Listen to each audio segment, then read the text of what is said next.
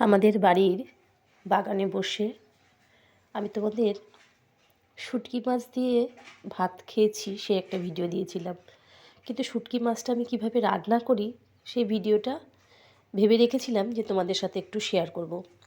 তো দেখো, বিয়ের আগে না আমি শুটকি মাছটা রান্না করতাম। এবার রান্না করতে আমি সেই ছোট্টবেলা থেকেই প্রয়োজনের তাগিদে আমাকে শিখতে হয়েছে। তো রান্না করতে পারতাম, আর এখন তো করতেই হয়। তো আমার মা শুটকি মাছটা খেত, খুব পছন্দ করতো, কিন্তু আমি খেতাম না। আমার ওই যে ভাজার সময় কেমনটা শুটকি মাছটা বার করলে কেমন একটা পচা গন্ধ বেরোয়। তো আমিও একটা সময় কিন্তু শুটকি মাছ খেতাম না। তো বিয়ের পর আমি কিন্তু শুটকি মাছ খাওয়াটা শিখেছি। আমার এক ননদের মেয়ে একদিন শুটকি মাছ রান্না করে এনে দিয়েছিল। তো খেয়ে আমার এত ভালো লেগেছিল, আর যেহেতু আমি একটু মাছ খেতে ভালোবাসি, সুতরাং ভালো লাগার পেছনে তো সে একটা কারণ তো থাকতেই পারে, আছে। যাই হোক, তো শুটকি মাছগুলো দেখো, শুটকি মাছ কিন্তু সবার আগে খুব ভালো করে গরম জলে ভালো করে ফুটিয়ে একটু নুন হলুদ দিয়ে সেই জলটা ফেলে দিয়ে ভালো করে ধুয়ে নিতে হবে।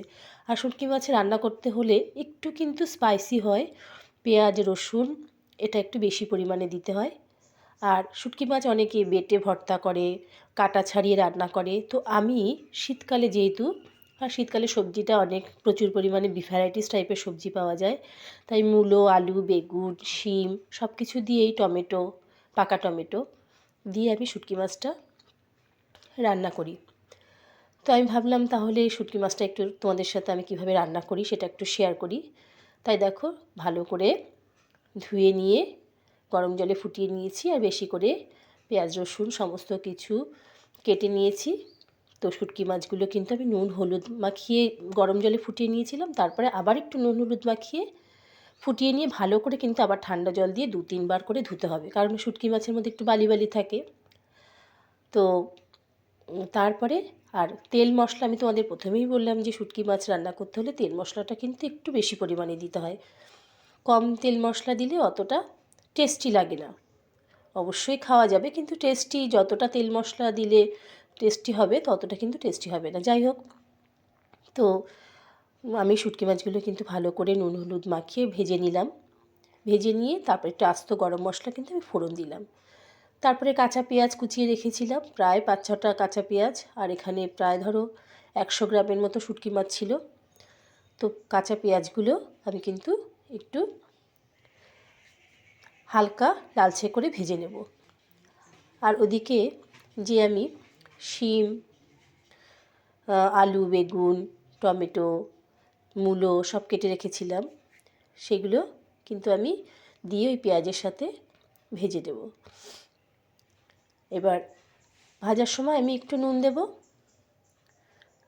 তো নুন দিলে যে কোনো সবজি কিন্তু একটু নরম হয়ে যায়। তো আমি নুন দিলাম, নুন দিয়ে আবার কিন্তু একটু ভালো করে নেড়েচেড়ে তখন গ্যাসটা কমিয়ে দিয়ে তারপরে কিন্তু সবজিগুলো একটু লালচে করে ভেজে নিতে হবে। আর ওদিকে মিক্সির মধ্যে আদা, রসুন, পেঁয়াজ, একটু শুকনো লঙ্কা দিয়েছিলাম, দিয়ে ভালো করে মিক্সির মধ্যে আমি কিন্তু পেস্ট করে নিলাম। দিয়ে এই সবজিগুলো পেঁয়াজগুলোর সাথে ভালো করে ভাজা হয়ে গেলে তারপরে কিন্তু আমি একটু হলুদ দেব। গরম তেলের ওপর বা এই সবজি ভাজার সময় একটু তেল দিলে, হলুদ দিলে কালারটা কিন্তু ভীষণ সুন্দর আসে। তাই আমি সবসময় ওই সবজিটা ভাজা হয়ে গেলে তারপরে হলুদটা দিয়ে একটু নেড়ে চেড়ে নিয়ে তারপরে বেটে রাখা মশলাটা দিয়ে দিই। এবার মশলাটা দিয়ে ভালো করে কিন্তু কষিয়ে নিতে হবে। যেহেতু এই মশলার মধ্যে একটু পেঁয়াজ আছে, মশলার মধ্যে একটু পেঁয়াজ দিয়েছিলাম, আর রসুন, আদা রসুন তো আছেই। আর জিরের গুঁড়ো, হলুদের গুঁড়ো, ধনের গুঁড়ো সব কিন্তু আমি ওই মশলার সাথে একটু মিশিয়ে দিয়েছিলাম, খুবই অল্প পরিমাণে। জিরে, ধনে গুঁড়ো এগুলো যেহেতু পেঁয়াজ রসুনটা বেশি করে দেওয়া হয়। আর এখানে আমি 4-5টা শুকনো লঙ্কা দিয়েছিলাম, সেই জন্য দেখো কালারটা একটু লালচে লালচে এসছে। তো সেই মশলাটা কিন্তু আমি ওই পেঁয়াজ মিক্সির মধ্যে যখন মশলাটা করেছিলাম তার মধ্যে একটু জিরের গুঁড়ো, ধনের গুঁড়ো মিশিয়ে নিয়েছিলাম। তো এটা কিন্তু একটু হালকা জল দিয়ে ভালো করে কিন্তু অনেকক্ষণ ধরে কষিয়ে নিতে হবে। ভালো করে কষিয়ে না নিলে কিন্তু মানে একটা কাঁচা মশলার গন্ধ আসবে। সুতরাং 2-3 বার করে ভালো করে হালকা হালকা করে একটু জল দিতে হবে আর কষাতে হবে। কষিয়ে কষিয়ে তারপরে কিন্তু যখন একদম মাছ এবং সবজিগুলো থেকে তেল ছাড়তে শুরু করবে তখন কিন্তু হালকা পরিমাণ একটু জল দিয়ে ভালো করে ফুটিয়ে নিতে হবে।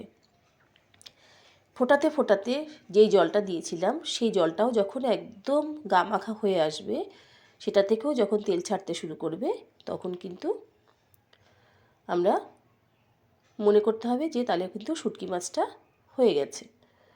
দেখো আমি জল দিয়ে কিন্তু একটু নেড়ে দিয়েছিলাম, তাহলে তাতে শুটকি মাছগুলো যে দিয়েছি আমি সেই শুটকি মাছগুলো না একদম নরম হয়ে যায়, খেতে কিন্তু বেশ লাগে। আর শুটকি মাছটা দিয়েই যদি আমরা মশলা কষিয়ে শুটকি মাছটা দিয়ে যদি কিছুক্ষণ পর নামিয়ে নিই তাহলে কিন্তু মাছগুলো একটু শক্ত শক্ত হয়ে থাকে। তাই একটু জল দিয়ে গ্যাস কমিয়ে ঢাকা দিলে যে শুটকি মাছগুলো তেলের ওপর ভাজা হয়েছিল সেই শুটকি মাছগুলো কিন্তু অনেকটা নরম হয়ে যায়, খেতে কিন্তু আরও বেশি ভালো লাগে। আর আমি যেহেতু আস্ত গরম মশলা ফোড়ন দিয়েছিলাম সেই জন্য আমি কিন্তু পরে আর গরম মশলার গুঁড়ো দিইনি, একটু ধনেপাতা ছড়িয়ে নামিয়ে নিয়েছি। তো দেখো গরম ভাতের সাথে শীতের সময় শুটকি মাছ দিয়ে ভাত, সত্যি রিভিউটা শুনে নাও।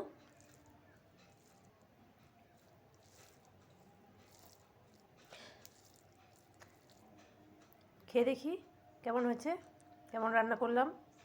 তোমরা সবাই খুব ভালো থেকো, সুস্থ থেকো। দেখা হচ্ছে আমার পরবর্তী আরেকটি ভিডিওর সাথে। সবাই মেলা নিয়ে মেতে থাকো।